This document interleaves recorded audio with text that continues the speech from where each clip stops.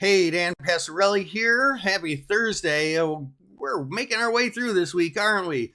Well, it's been kind of a funny week because there hasn't been a real lot of news as catalysts. I mean, there's been a lot of political news with cabinet appointees or nominees or whatever you want to say.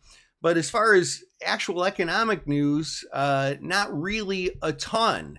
The one thing, if we take a look at Nvidia, right here, we see that we did have Nvidia earnings, which was actually after the market yesterday. We traded on that today, and well, let's see how much they actually outperformed.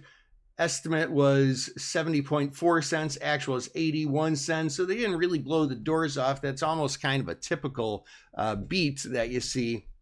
I'm actually surprised that it didn't sell off more than it did from the open, and I'm surprised it didn't actually close down on the day.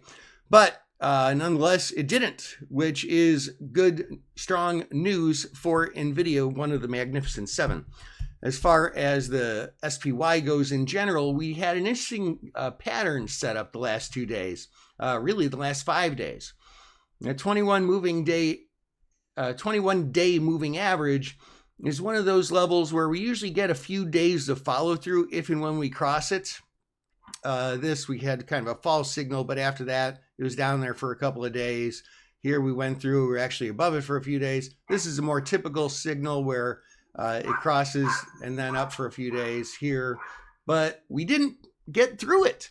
It held, and when it holds, it kind of just sort of rides that wave up.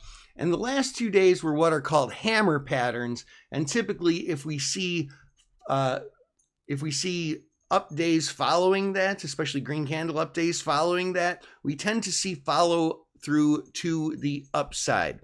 Now, not really too much news tomorrow. And next week, of course, is the American Thanksgiving holiday.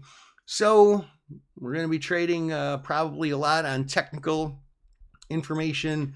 Probably with a little bit lower volume and a little bit lower liquidity. Hope that helps. This is Dan Passarelli, Trade Smart.